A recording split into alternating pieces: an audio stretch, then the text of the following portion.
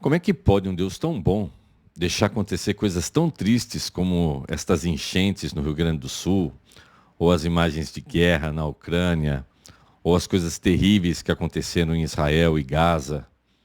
Como que é possível isso? Olá, bem-vindo a mais um vídeo.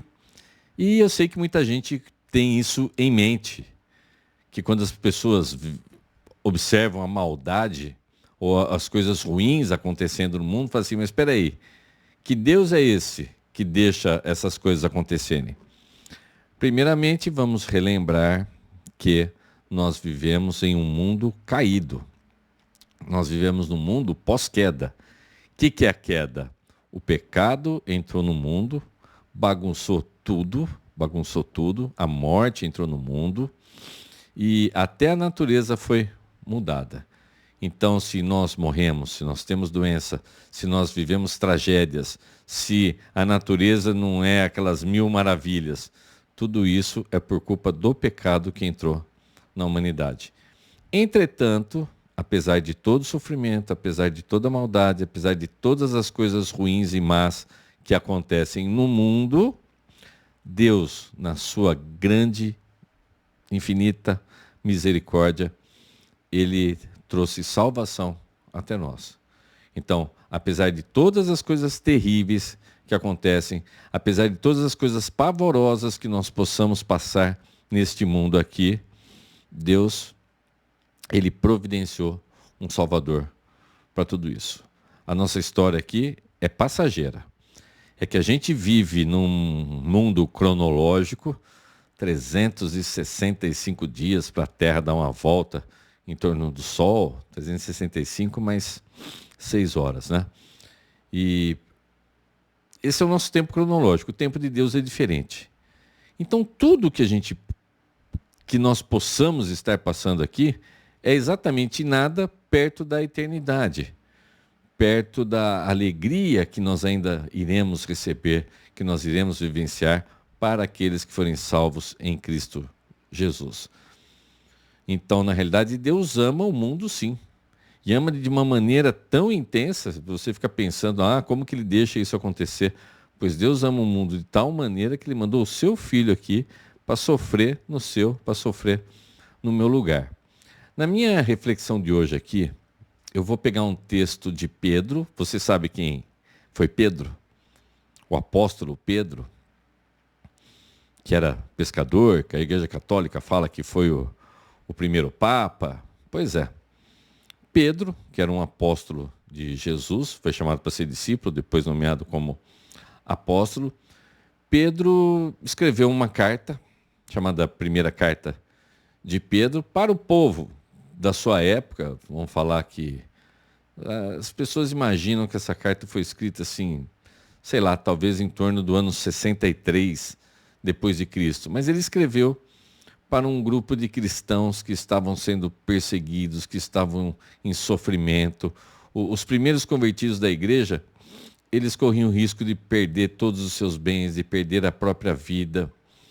E ele escreve então essa carta, que eu vou ler um pedacinho dela aqui, não sai daí não, é bem curtinho, eu vou ler um pedacinho dela, ela está lá no Novo Testamento, logo depois da carta aos Hebreus, que ninguém sabe quem foi que escreveu. Então, eu vou ler rapidamente aqui e aí eu vou comentar com vocês. Então, primeira carta de Pedro, capítulo 1, a partir do versículo 3. Eu vou do 3 até o 21.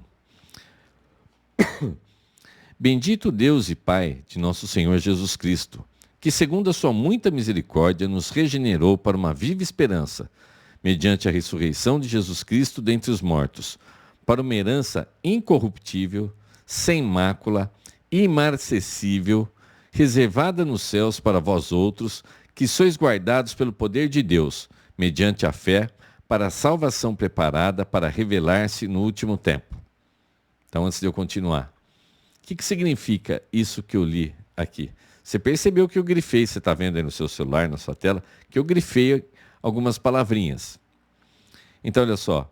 Bendito Deus e Pai de nosso Senhor Jesus, que segundo a sua muita misericórdia, nos regenerou para uma viva esperança. Ele está falando com pessoas aqui que já tinham se convertido. Quando você se converte, você é regenerado.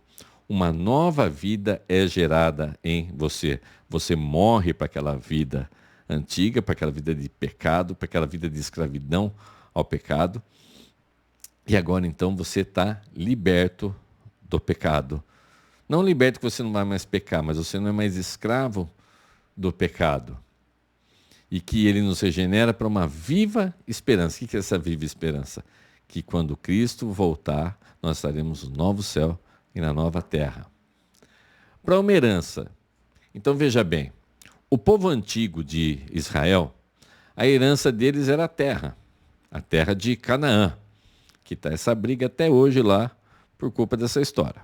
Mas não vou entrar nesse assunto agora. Mas olha só que bacana, que a partir de Cristo nós temos uma herança incorruptível.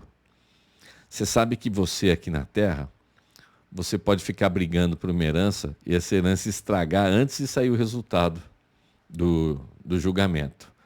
Pois a herança que você tem em Cristo, ela é incorruptível. Ela não vai se estragar com o tempo. Ela é sem mácula. O que é mácula? Mácula significa mancha. E aqui nós podemos traduzir essa mácula como defeito.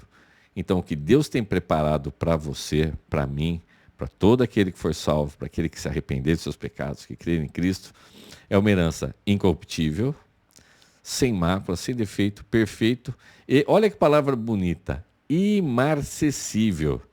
Você sabe o que significa a palavra imarcessível? Se você faz palavras cruzadas, talvez você até já conheça, né? Não é uma palavra muito comum.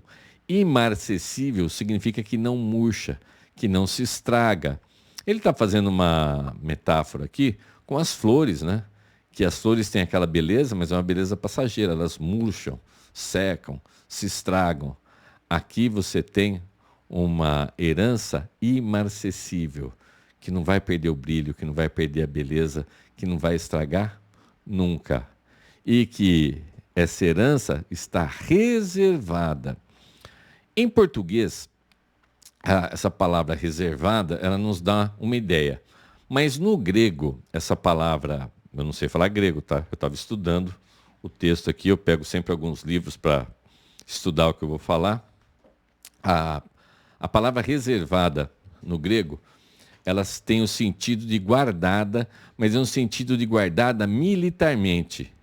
Então, é como se Deus estivesse guardando, vigiando para você aquilo que você vai receber na vida futura. Então, você está sofrendo aqui, você está com doença, você está com enchente, você está vivendo uma guerra, você está vivendo a maldade humana, você está padecendo na mão de pessoas más, de pessoas cruéis, talvez você esteja padecendo sob um sistema financeiro injusto, afundado em dívida. Não importa no que você esteja padecendo. Deus é poderoso para aqui, ainda na terra, mudar a sua história, mas saiba que a nossa história não acaba aqui. A nossa história é nessa herança imarcessível, sem mácula. É nisso que a gente tem que fitar os olhos, é nisso que nós temos que nos prender e é nisso que nós temos que nos confortar nesses momentos de muita dor. Claro que a gente tem que ajudar. Não vou pôr o número do Pix aqui, mas se você quiser ajudar o pessoal do Rio Grande do Sul, pô, que bacana, muita gente se mobilizando para ajudar o pessoal lá, para ajudar o pessoal em guerras, para ajudar o pessoal em dificuldade econômica. Você sabe que tem gente que, autônomos, por exemplo, que a pessoa não ganha no dia o suficiente para comer. Então a gente tem sim uma obrigação de socorrer, de ajudar as pessoas. Mas a gente tem uma obrigação também de mostrar que a coisa está mais à frente. Que é lá na frente que você vai ter a sua recompensa, apesar dos sofrimentos que nós possamos estar passando por aqui. Continuando aqui. Nisso, exultais. O que é exultais? Se alegre. É uma alegria desmedida, assim. Nisso, exultais. Embora no presente, por breve tempo, se necessário, sejais contristados por várias provações, para que, uma vez confirmado o valor da vossa fé, muito mais preciosa do que o ouro perecível, mesmo apurado por fogo, redunde em louvor, glória e honra na revelação de Jesus Cristo, a quem não havendo visto, há mais, no qual, não vendo agora, mas crendo, exultais com alegria indizível e cheia de glória. Quer que eu te explico? Nisso se alegre, embora no presente, por um breve tempo, se necessário, sejais contristados por várias provações, sejais entristecidos por várias provações. Que é como se Deus estivesse provando o valor da sua fé, que vale mais do que o ouro apurado no fogo. Porque na época em que isso foi escrito, para você purificar o ouro, você derretia ele, colocava num potinho que era chamado de cadinho, e nesse cadinho, então, o ouro derretido, as impurezas se separavam, flutuavam, eles tiravam essa impureza, o ouro era purificado pelo fogo. Então, a sua fé provada é mais preciosa do que esse ouro provado no fogo. E ele está falando assim, olha que bacana, né? Você está se alegrando em Cristo que você não viu. E é muito legal, né? A gente não viu a Cristo, mas a gente crê. Você não é que nem Tomé, que você precisa ver para crer. A gente crê sem ver. Então, ele está dando motivo aqui para você se animar, para você se alegrar. Obtendo o fim da vossa fé, a salvação da vossa alma. Foi a respeito desta salvação que os profetas indagaram e inquiriram, os quais profetizaram acerca da graça a vós outros destinada, investigando atentamente qual a ocasião ou quais as circunstâncias oportunas indicadas pelo Espírito de Cristo que neles estava, ao dar de antemão testemunho sobre os sofrimentos referentes a Cristo e sobre a glória que os seguiram. Pedro está dizendo aqui que os profetas lá do Velho Testamento, eles não tinham uma visão clara do que seria a vinda de Cristo, mas que o Espírito Santo, o Espírito de Cristo estava neles, que eles escreveram sobre a vinda de Cristo, sobre o sofrimento e sobre todas as coisas boas que viriam com esse sofrimento de Cristo, as glórias que o seguiriam.